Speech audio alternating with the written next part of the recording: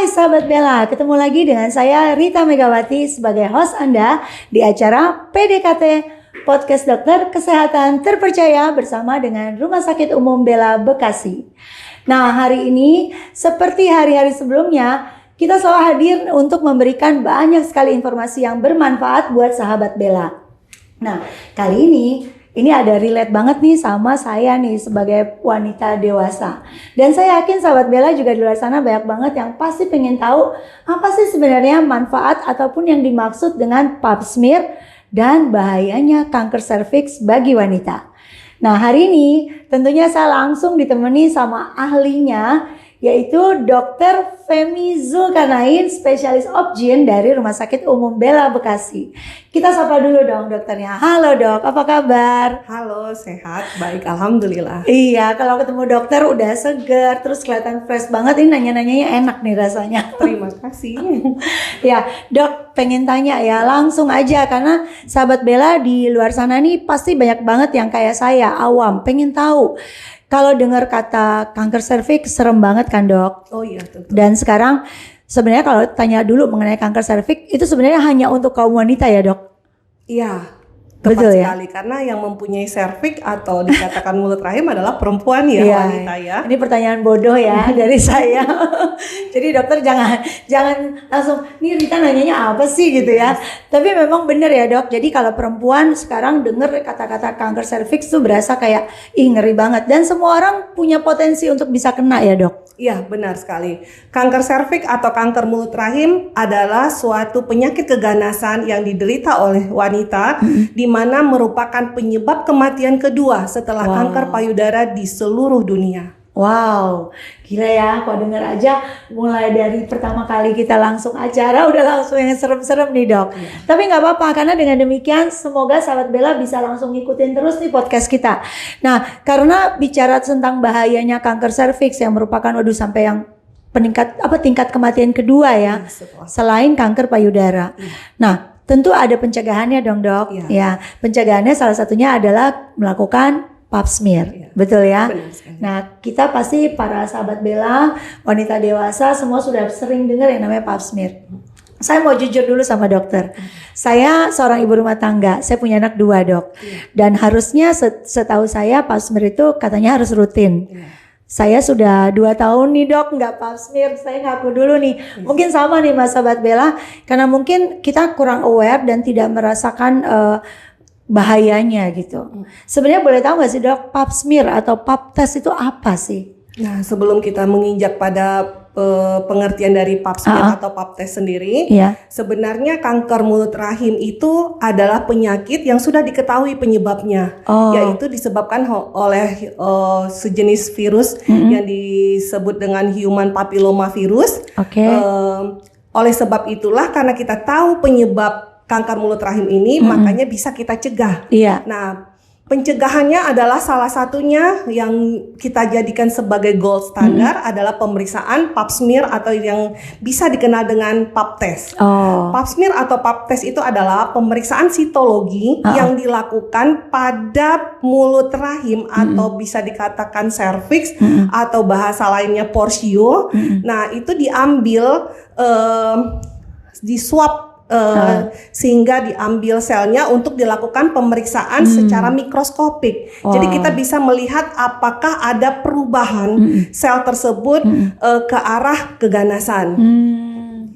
Jadi dengan kata lain pap smear itu merupakan pemeriksaan ya dok, dan makanya dilakukan secara berkala ya dok. Iya, dan paling pap smear ini dikatakan paling akurasinya cukup tinggi ya, sekitar sensitivitasnya 70-80% dan spesifititasnya sekitar 90-95%. Jadi boleh dikatakan adalah pemeriksaan yang sangat dianjurkan seperti saya tadi bilang, pemeriksaan gold standar ya untuk pemeriksaan perubahan sel di mulut rahim, sehingga kita bisa menjadikan ini sebagai screening. Betul. Screening apa ada atau tidaknya perubahan pada mulut rahim kita. Sehingga kalau misalnya ibaratnya deteksi dini, kalau misalnya ada cancer tadi ya dok ya.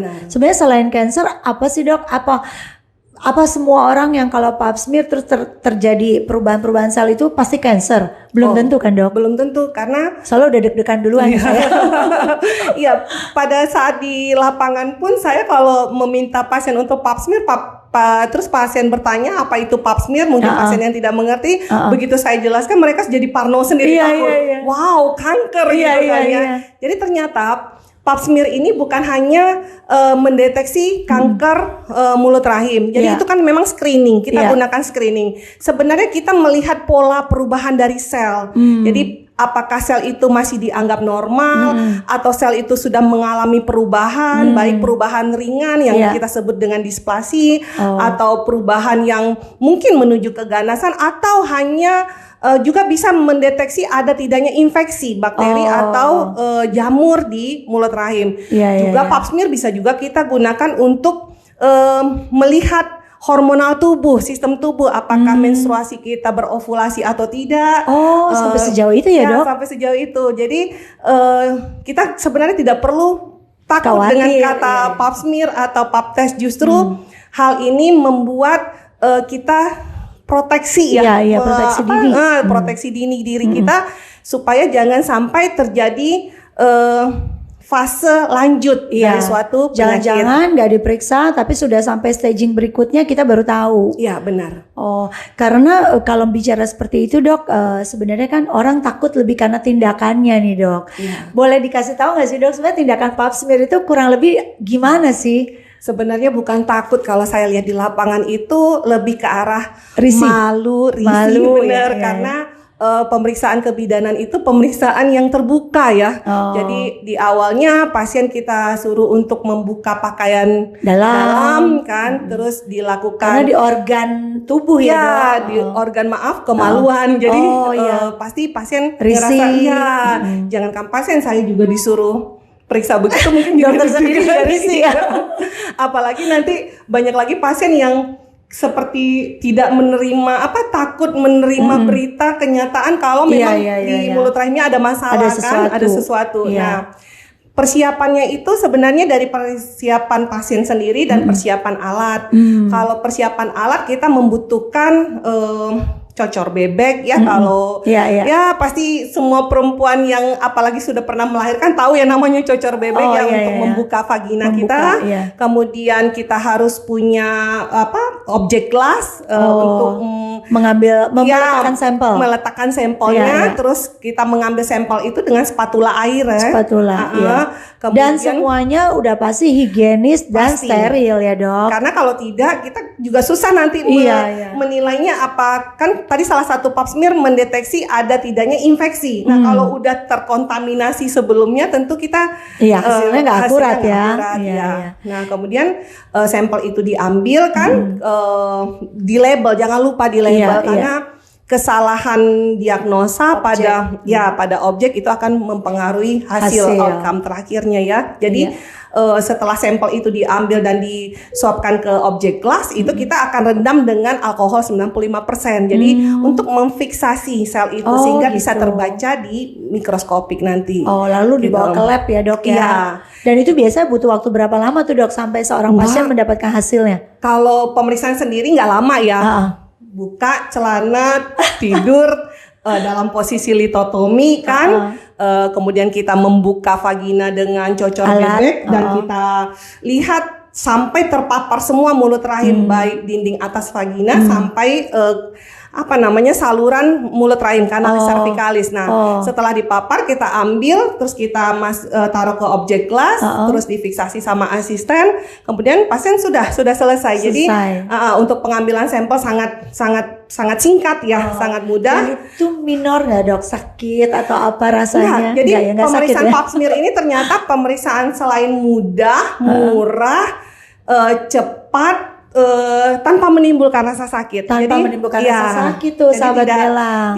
Tidak perlu khawatir sebenarnya ya. Dan kalau untuk hasil sebenarnya kalau kita mempunyai dokter kan yang membacanya itu nanti dokter patologi anatomi ya, khusus lagi itu.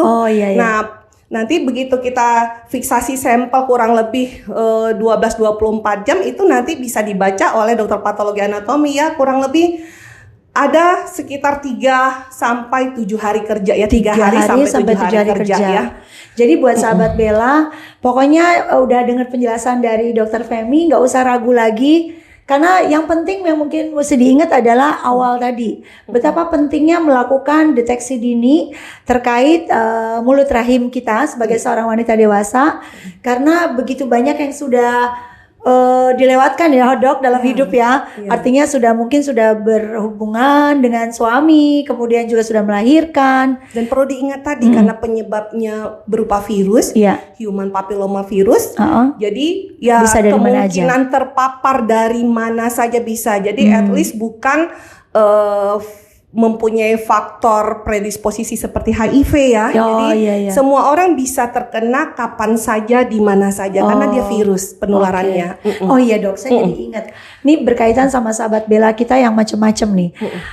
Kalau bicara soal pap smear itu sebenarnya dianjurkannya untuk wanita dewasa yang sudah menikah atau sebenarnya hanya semua wanita dewasa itu boleh pap smear atau gimana tuh dok? Jadi sebenarnya kita menganjurkan pertama kali pap smear adalah setelah 3 tahun melakukan koitus hubungan suami istri. Jadi at least ya maaf dengan perkembangan zaman sekarang tidak mesti sesudah menikah ya. Jadi pokoknya kalau sudah melakukan hubungan, alangkah baiknya secara berkala melakukan pengecekan pap smear atau pap test. 3 tahun setelah itu. Paling lambatnya sudah melakukan bisa dilakukan pap smear supaya sahabat Bella bisa mengecek bagaimana kondisi dari mulut rahimnya. Iya, dan itu juga kita sarankan untuk melakukan pemeriksaan rutin setelah usia 21 tahun, kemudian dianjurkan untuk melakukan secara rutin per banyak literatur sih ya. Kalau yang biasa kita pakai itu per 1-2 tahun. Kalau sebelum umur 30 memang per 2 tahun. Nanti setelah 3 tahun itu kita anjurkan per tahun. 30 tahun maaf. Ya 30 tahun itu per tahun. Nanti kita lakukan selama masih menstruasi. Jadi kalau nanti kita sudah menopause atau umur mendekati 60 tahun, kita bisa melakukan pap smear 2 kali berturut-turut. Jika hasilnya normal dalam 2 kali pap smear berturut-turut, boleh tidak melakukan pap smear sampai sisa hidupnya. Jadi kalau yang sudah menopause cukup 2 kali deh ya. Batasan umur 60 tahun ya. Batasan umur dan itu pun tergantung juga dari klinis yang kita dapat. Kalau dokter tidak melihat ada sesuatu yang mencurigakan, dokter tidak menganjurkan untuk pap smear juga di atas 65 tahun. So berarti kesimpulannya sahabat Bella, buat Anda yang masih di usia produktif, kemudian juga sudah melakukan hubungan ya, sebaiknya secara rutin melakukan pap smear minimal tadi 1 tahun ataupun 2 tahun sekali. Dianjurkan 1 tahun sekali kalau umurnya kita sudah di atas 30 tahun. Dan boleh tahu nih dok, sebenarnya ada nggak sih larangan untuk melakukan pap smear? Misalnya kalau lagi kondisi apa yang tidak boleh pap smear? Sebenarnya pap smear ini kan kita lakukan pada perempuan yang masih memiliki serviks atau porsio. Jadi misalnya perempuan itu sudah melakukan operasi pengangkatan rahim yang total sampai mulut rahimnya diangkat, itu tidak perlu pap smear lagi tentunya ya. Jadi kita lakukan pemeriksaan pap smear ini bila mana masih memiliki rahim, serviks terutama ya. Kalau misalnya kita pengangkatan rahim tapi subtotal yang mulut rahimnya ditinggalin, itu tetap kita lakukan screening pap smear ya.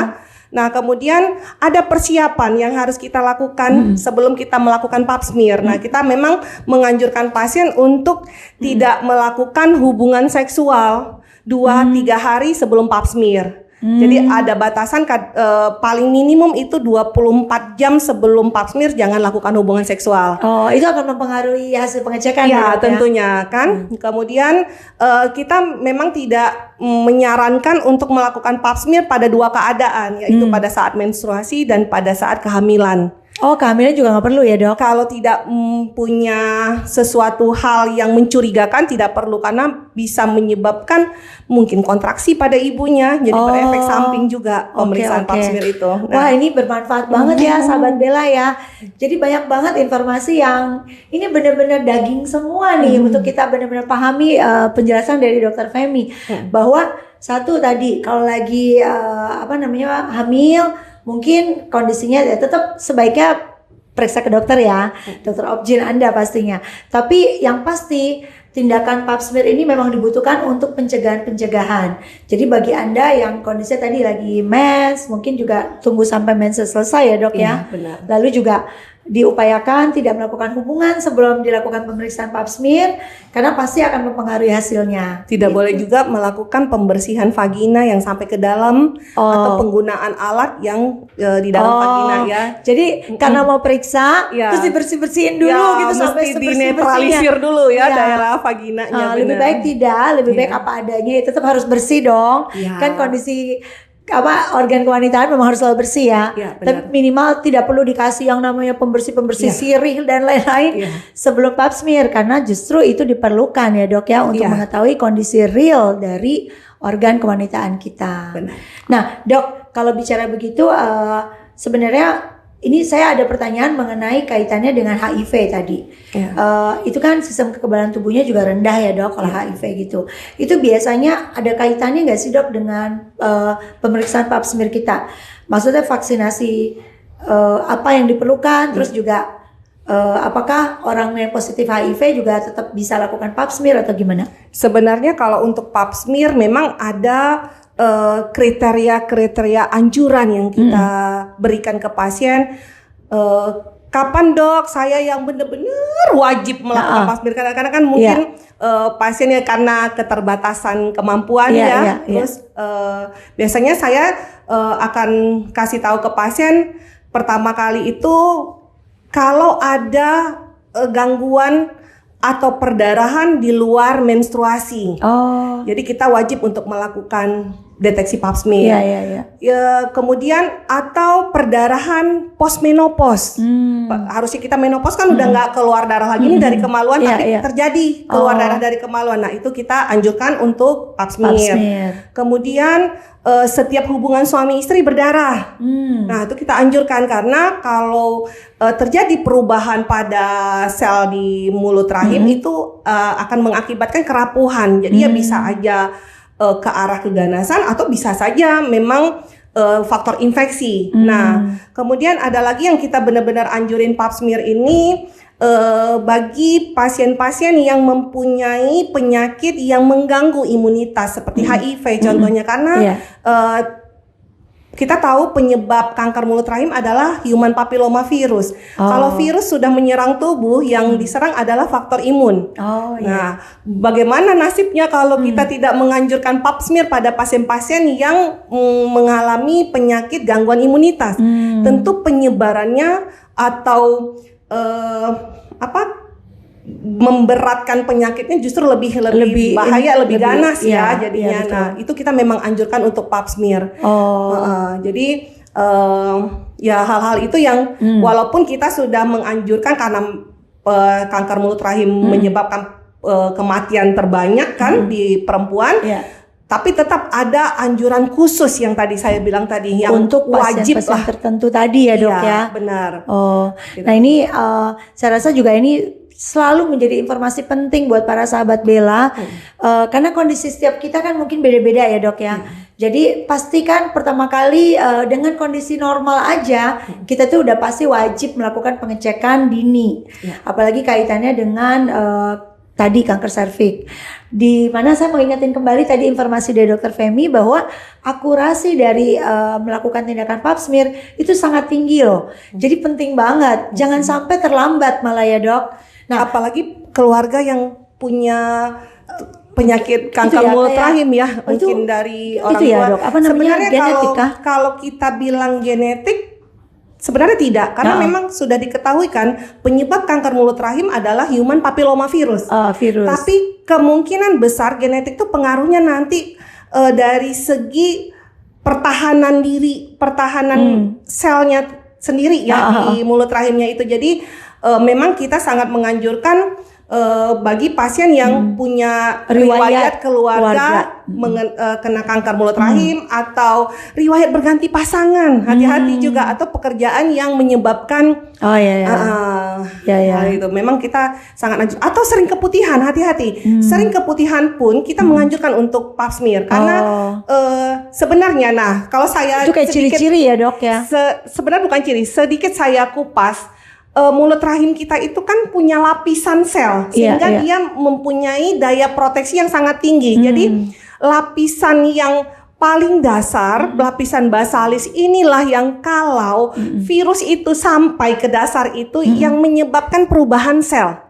Jadi kalau misal anggaplah mulut rahim kita ada sekitar 5 lapisan. Lapisan pertama rusak gitu karena mungkin keputihan atau tidak higienis lah, kurang bersih ya kita melakukan pembersihannya. Kemudian itu tidak virus human papilloma tidak bisa sampai ke dasar, lapisan dasar itu tidak ada masalah.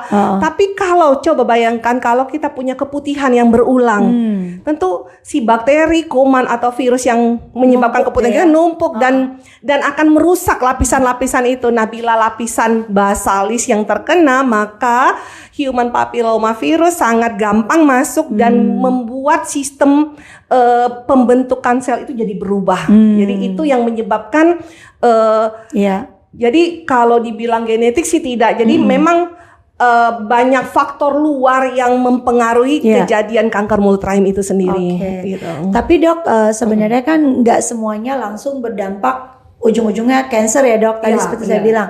Karena tadi ya sahabat Bella, mulai dari kita kalau bicara soal higienis, kalau ternyata tadi keputihan atau mungkin jamur dan lain-lain, itu juga cukup menyeramkan ya sebenarnya. Jadi kita nggak usah khawatir sampai yang berlebihan, tapi yang penting adalah melakukan deteksi dini tadi dengan melakukan pap smear secara rutin. Nah, sekarang terakhir saya mau tanya mengenai hasilnya dok.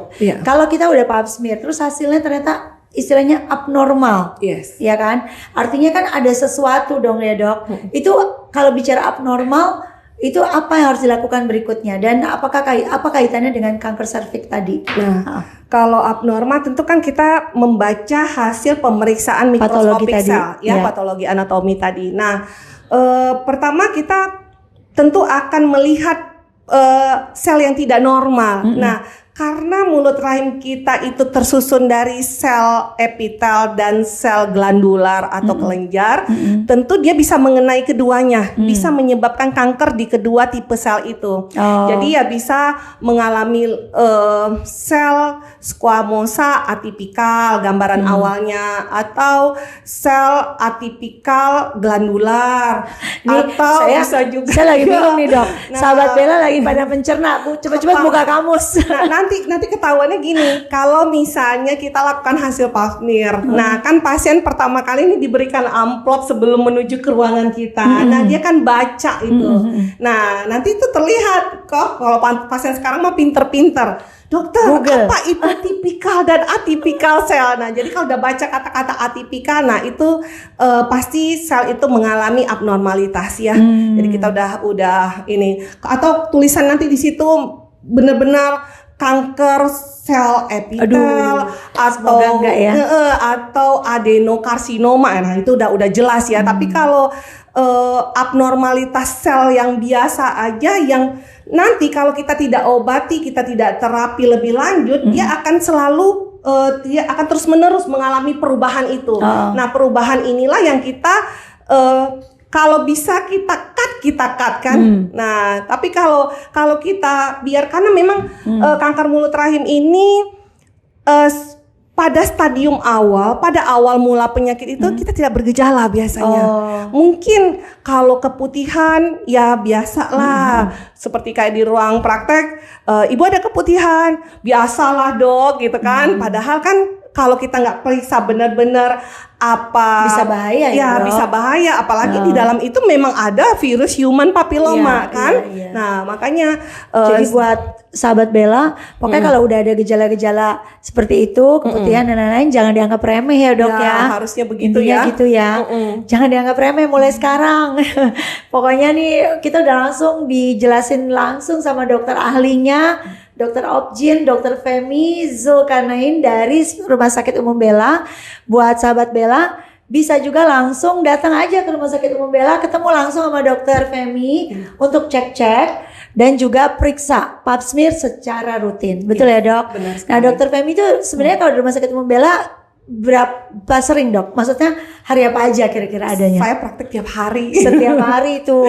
Senin sampai Jumat. Ya. Tapi untuk weekend saya ada di Minggu pagi. Jadi jangan lupa pagi-pagi hari Minggu habis olahraga, sarapan cari saya jam 7 sampai jam 9 pagi. Tuh, jadi kalau mau cek-cek terus juga pengen konsul-konsul ya dok ya. Karena sekali lagi banyak banget saya yakin orang-orang seperti saya yang kadang-kadang kita anggap remeh karena kita merasa sehat-sehat aja. Padahal tadi dokter sudah mengingatkan sometimes kita lupa bahwa ada banyak hal pencegahan-pencegahan yang bisa dilakukan oleh sahabat Bella. Jangan sampai setelah didiamkan malah jadi terlambat ya dok. Tapi ya. perlu diingat loh, ternyata kanker mulut rahim itu bisa dicegah sejak dini loh. Oh bisa ya dengan dok. Vaksinasi. Pernah dengar vaksin kanker mulut rahim? Iya. Saya pernah dengar. Kalau nggak salah namanya HPV atau apa ya dok? Ada dua vaksin yang beredar di Indonesia. Apa tuh dok?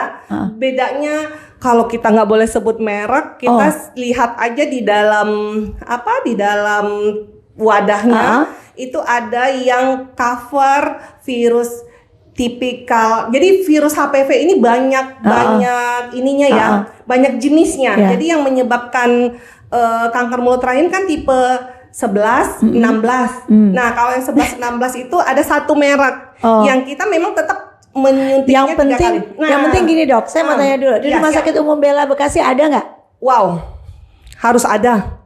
Pasti ada. Harus ada. Pasti ada sahabat Bella. Jadi karena gini kalau dijelasin mereknya terus kandungannya, saya yakin mereka sahabat Bella bakal pusing. Jadi lebih baik ketemu saya langsung aja cari Dokter Femi karena Dokter Femi akan memberikan vaksinasi yang terbaik untuk sahabat Bella. Yang pasti tadi kata kuncinya adalah bisa dicegah secara dini. Saya pernah dengar itu dok, karena kebetulan saya juga punya anak perempuan. Saat ini usianya udah 23 tahun. Jadi pernah saya ke satu dokter Opjin, lalu disarankan untuk melakukan vaksin pencegahan kanker serviks. Betul ya dok ya? Nah, bahkan sekarang umur 9 tahun sudah boleh sudah bisa vaksinasi. Oh gitu. Kalau kita 3 kali penyuntikan, pada anak-anak hanya 2 kali penyuntikan. Nah ini kabar baiknya lagi. Dan jangan lupa itu juga ada selalu pasti di Rumah Sakit Umum Bella Bekasi. Jadi buat sahabat Bella langsung aja datang karena saya mau bacain nih kesimpulannya. Pap smear merupakan pemeriksaan dengan tingkat akurasi yang cukup tinggi ya dok, sampai dengan 80%, sehingga dapat dipercaya untuk melakukan screening bagi kondisi pre-cancer dan kanker serviks. Jika seseorang dinyatakan memiliki kondisi yang pap smear yang abnormal, maka perlu dilakukan langkah-langkah lanjutan serta ada juga langkah pencegahan yang bisa dilakukan dengan melakukan vaksinasi HPV tadi ya dok ya, vaksinasi HPV sehingga keluarga kita bisa terhindar dari kanker serviks. Dan satu lagi yang tadi diingatkan oleh Dokter Femi, di Rumah Sakit Umum Bella Bekasi sudah disiapkan vaksinasi yang cocok untuk Anda dan sudah bisa dilakukan untuk anak perempuan mulai usia 9 tahun. 3 kali ya dok? 2 kali kalau anak-anak. 2 kali kalau anak-anak, kalau orang dewasa 3 kali. Dengan rentang waktu? Kalau 3 kali sekarang injeksi, bulan depan injeksi, atau yang merek satu laginya 2 bulan kemudian, jadi 016 026. Oke. Nah, jadi bulan pertama, bulan kedua dan bulan ke-6 atau bulan pertama, bulan kedua dan bulan ke-6. Nanti Dokter Femi akan memberikan yang terbaik untuk para sahabat Bella. So langsung aja cek ya lakukan pap smear secara rutin dan pap test untuk diri Anda supaya tetap sehat selalu. Ya Dok. So kita mau ucapin salam sehat ya Dok buat sahabat Bella. Salam sehat sahabat Bella. Salam sehat sahabat Bella. Terima kasih. Thank you Dok. Ya, sama-sama.